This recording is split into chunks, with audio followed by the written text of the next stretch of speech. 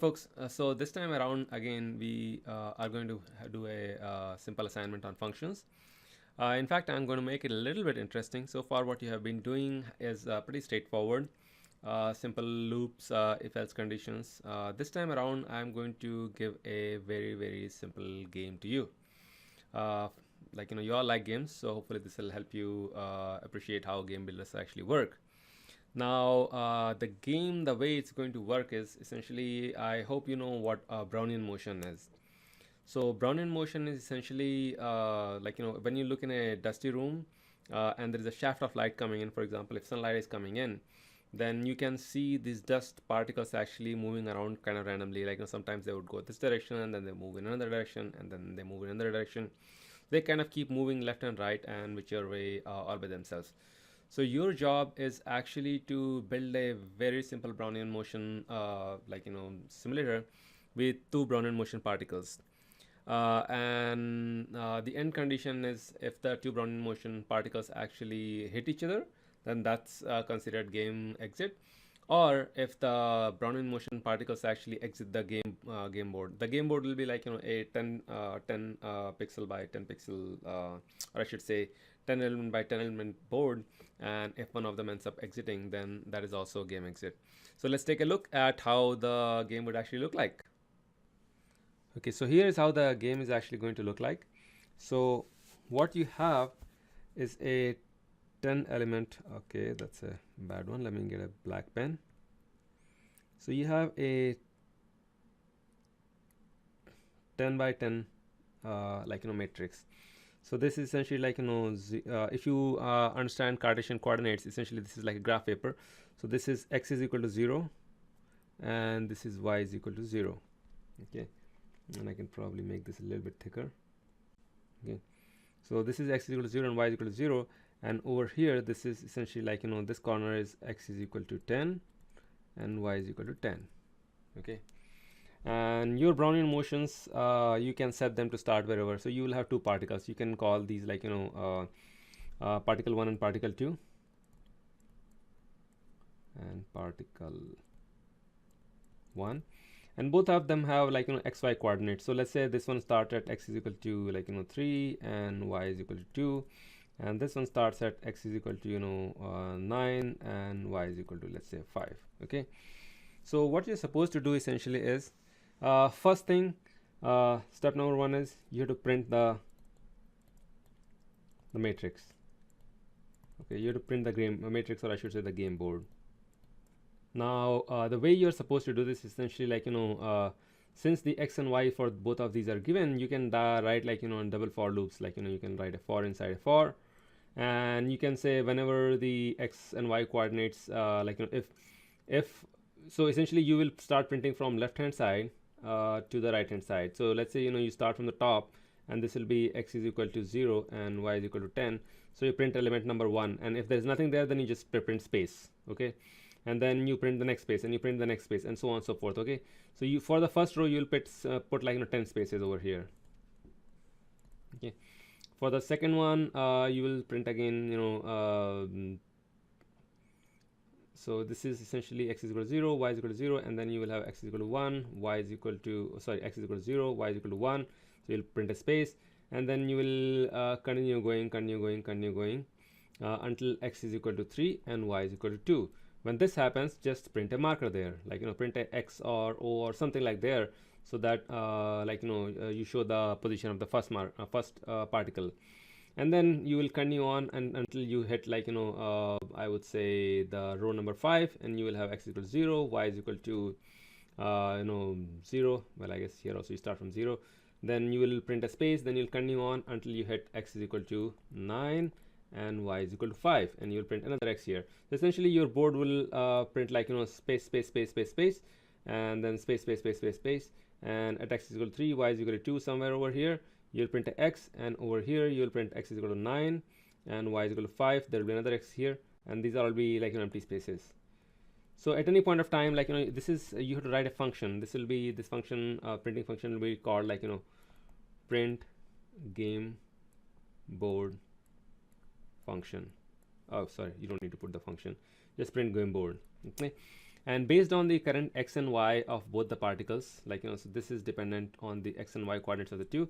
At any point of time, it can print it, and it's pretty straightforward to print. You can use, like as I said, two for loops, and you can use at the end of each row you'll put a slash n, so it'll come back to the beginning.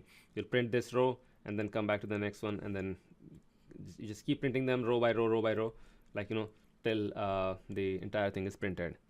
Okay, and so you will have a this will be first function over here, print game board.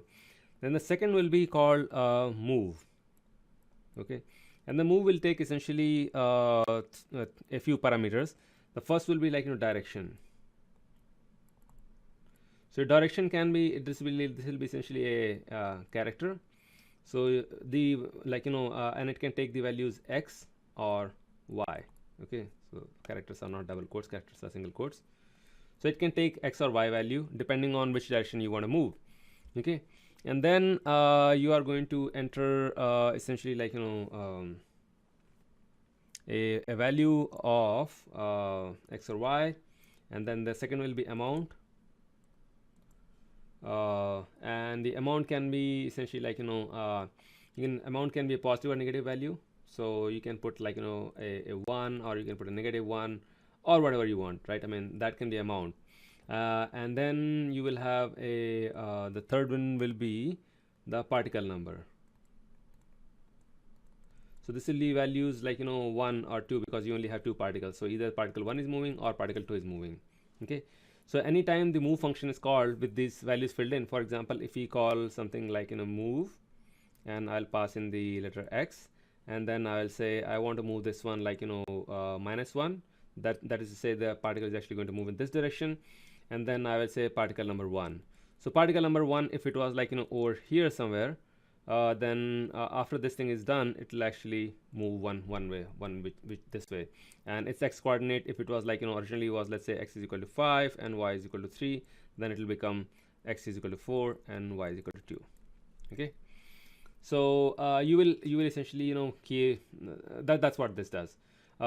Instead, if we put move and y and +1, and then particle number 2, then if it was particle number 2 was at x is equal to, let's say 4 and y is equal to 3, then at the end of this it will be x is equal to 4 and y will actually go to 4, and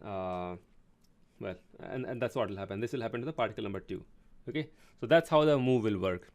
And then you will have two more functions. One will be called check collision. Okay, and what this will do is basically based on the two variables, and by the way, these variables, the any variables that you want, they can be global variables. In fact, I would prefer if you just put them as global variables, at least for the storing the particles. And okay, so check collision will check if the x coordinates of particle 1 and particle 2 are, if particle 1 and particle 2 are at same location.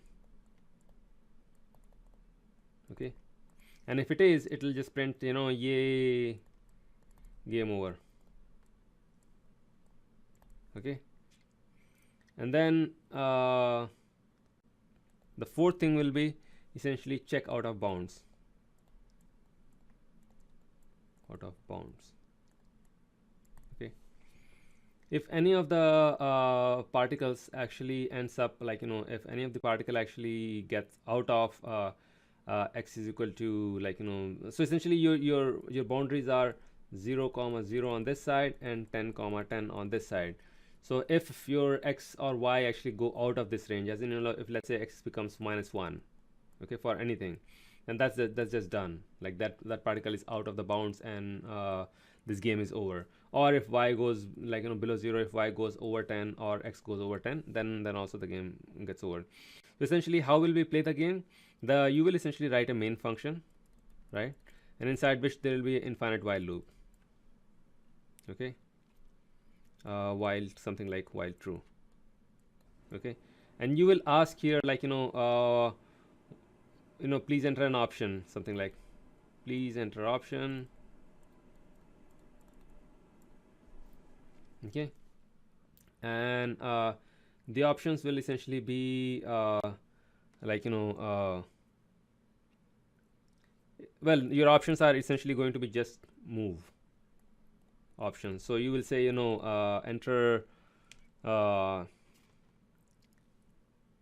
enter essentially the direction, and the direction will be a character, and then you will say please enter the amount, okay, and please enter the particle,